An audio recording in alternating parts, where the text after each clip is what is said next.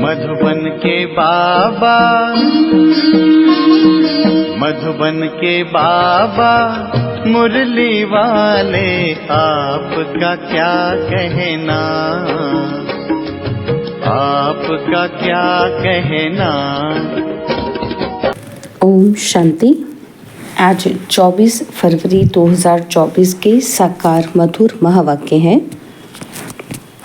आज मीठे मीठे बाप दादा बोले, मीठे बच्चे, तुम अभी हंस बनने का पुरुषार्थ कर रहे हो। तुम्हें इन लक्ष्मी नारायण जैसा हंस अर्थात संपूर्ण निर्विकारी बनना है। बाबा ने कहा, मीठे बच्चे, तुम अभी हंस बनने का पुरुषार्थ कर रहे हो। तुम्हें इन लक्ष्मी नारायण जैसा हंस अर्थात संपूर्ण निर्विकारी बनना है। बाबा ने आज प्रश्न पूछा कि इस ज्ञान मार्ग में तीव्र जाने की सहज विधि क्या है, और उत्तर में बाबा ने समझाया कि इस ज्ञान में तीव्र जाना है तो और सब विचार छोड़ बाप की याद में लग जाओ, जिससे भी कर्म विनाश हो जाएं और पूरा कचरा निकल जाए। याद की यात्रा ही ऊंच पद का आधार है। इसी से तुम कौड़ी से हीरा बन सकते हो। बाप की ड्यूटी है तुम्हें कौड़ी से हीरा, पतित से पावन बनाने की। इसके बगैर बाप भी रह नहीं सकते। ओम शांति। बाप बैठ बच्चों को समझाते हैं कि इस दुनिया में कोई हंस भी हैं तो कोई बगुले भी हैं। यह लक्ष्मी नारायण हंस हैं, इन जैसा तुमको बनना है। और तुम कहेंगे हम दैवी संप्रदाय बन रहे हैं। बाप कहेंगे तुम दैवी संप्रदाय बन रहे हो, मैं तुमको हंस बनाता हूँ। अभी पूरे बने नहीं हो, बनना है। हंस मोती चुगते हैं और बगुले कंद खाते हैं। अब हम हंस बन रहे हैं, इसलिए देवताओं को फूल कहा जाता है और उनको कांटा कहा जाता है। हंस थे, फिर नीचे उतरते बगुले बने हो। आधा कल्प हंस, आधा कल्प बगुले। हंस बनने में भी माया के बहुत विघ्न पड़ते हैं। कुछ न कुछ गिरावट आ जाती है। मुख्य गिरावट आती है देह अभिमान की। इस संगम पर ही तुम बच्चों को चेंज होना है। जब तुम हंस बन जाते हो तो फिर हंस ही हंस हो। हंस अर्थात देवी देवता होते हैं नई दुनिया में। पुरानी दुनिया में एक भी हंस हो न सके। फल सन्यासी हैं, परंतु वह हद के सन्यासी हैं। तुम हो बेहद के सन्यासी। बाबा ने बेहद का सन्यास सिखाया है।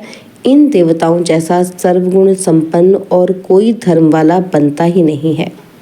अब बाप भी आए हैं आदि सनातन देवी देवता धर्म की स्थापना करने। तुम ही नई दुनिया में पहले पहले सुख में आते हो और कोई नई दुनिया में थोड़े आते हैं। अब इन देवताओं का धर्म ही प्रायलोप है। ये बातें भी तुम अभी ही सुन रहे हो और समझते हो, और कोई समझ न सके वह सब है मनुष्य मत। विकार से तो सब पैदा हुए हैं ना, तो सत्युग में विकार की कोई बात नहीं। देवताएं पवित्र थे, वहाँ योग बल से ही सब कुछ होता है, और यहाँ पतित मनुष्यों को क्या पता कि वहाँ बच्चे कैसे पैदा होते हैं। उनका नाम ही है वाइसलेस वर्ल्ड। विकार की बात ही नहीं। कहेंगे जानवर आदि कैसे पैदा होते हैं? बोलो वहाँ है ही योग बल। विकार की बात ही नहीं, 100% वाइसलेस है। हम तो शुभ बोलते हैं, तुम अशुभ क्यों बोलते हो? इसका नाम ही है विश्यालय और उसका नाम ही है शिवालय। उस शिवालय की स्थापना शिव बाबा कर रहे हैं। शिव बाबा ऊंचे से ऊंचा टावर है ना, तो शिवालय भी ऐसे लंबे बनाते हैं। शिव बाबा तुमको सुख का टावर बनाते हैं, सुख के टावर में ले जाते हैं। इसलिए बाबा में बहुत लव रहता है। भक्ति मार्ग में भी शिव बाबा के साथ लव रहता है। शिव बाबा के मंदिर में बहुत प्यार से जाते हैं, परंतु कुछ भी समझते नहीं हैं। अब तुम बच्चे सर्वगुण संपन्न बन रहे हो, अभी संपूर्ण बने नहीं हो। तुम्हारा इम्तिहान तब होगा जब तुम्हारी राजधानी पूरी स्थापन हो जाएगी। फिर और सब खत्म हो जाएंगे, फिर नंबरवार थोड़े थोड़े आते जाएंगे। तुम्हारी तो पहले ही राजाई शुरू होती है, और धर्मों में पहले राजाई नहीं शुरू होती है। तुम्हारी तो है ही किंगडम। इन बातों को तुम बच्चे ही जानते हो। बनारस में बच्चे सर्विस पर गए, उनको समझाने का नशा है, परंतु वो लोग इतना समझ ना सके। गायन भी है कोटों में कोई, हंस कोई विरला बनते हैं, नहीं बनते तो फिर बहुत सजाएं खाते हैं। कोई तो 95% सज़ा खाते फिर 5% चेंज होते हैं। हाईएस्ट और लोएस्ट नंबर तो होते हैं ना। अभी कोई भी अपने को हंस कह ना सके, पुरुषार्थ कर रहे हैं। जब ज्ञान पूरा हो जाएगा तब लड़ाई भी लगेगी। ज्ञान तो पूरा लेना है ना, वह लड़ाई ही फाइनल होगी। अभी तो कोई 100% बने ही नहीं है। अभी तो घर घर में पैगाम पहुंचाना है। बड़ा भारी रेवोल्यूशन हो जाएगा। जिनों के बड़े बड़े अड्डे बने हुए हैं सब हिलने लगेंगे। भक्ति का तख्त हिलने लगेगा। अभी भक्तों का राज्य है ना, उस पर तुम विजय पाते हो। अभी है प्रजा का प्रजा पर राज्य, फिर बदली होगा। इन लक्ष्मी नारायण का राज्य हो जाएगा। तुम साक्षात्कार करते रहेंगे। शुरू में तुमको बहुत साक्षात्कार कराए हुए हैं, कैसे राजधानी चलती है, परंतु साक्षात्कार करने वाले आज है नहीं।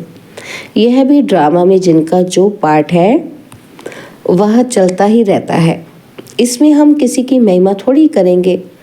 बाप भी कहते हैं तुम मेरी क्या महिमा करेंगे, मेरी तो ड्यूटी है पतित से पावन बनाने की। टीचर की ड्यूटी है पढ़ाने की, अपनी ड्यूटी बजाने वाले की महिमा क्या करेंगे। बाबा कहते हैं मैं भी ड्रामा के वश हूँ, इसमें ताकत फिर काहे की। ये तो मेरी ड्यूटी है। कल्प कल्प संगम पर आकर पति से पावन बनाने का रास्ता बताता हूँ। मैं पावन बनाने बगैर रह नहीं सकता हूँ। मेरा पार्ट एक्यूरेट है, 1 सेकंड भी देरी से वह आगे नहीं आ सकता। बिल्कुल एक्यूरेट टाइम पर सर्विस का पार्ट बजाता हूँ। सेकंड बाय सेकंड जो पास होता है ड्रामा मेरे से कराता है।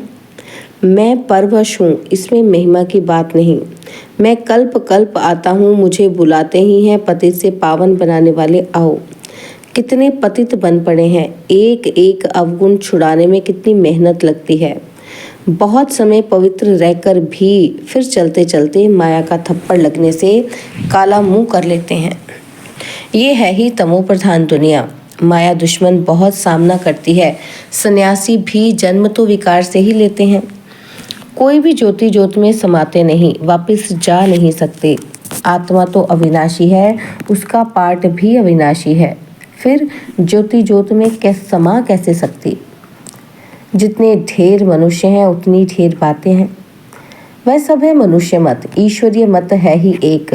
देवता मत तो यहाँ होती नहीं, देवता होते हैं सतयुग में। तो ये बड़ी समझने की बातें हैं। मनुष्य तो कुछ भी नहीं जानते, तब तो ईश्वर को पुकारते हैं कि रहम करो।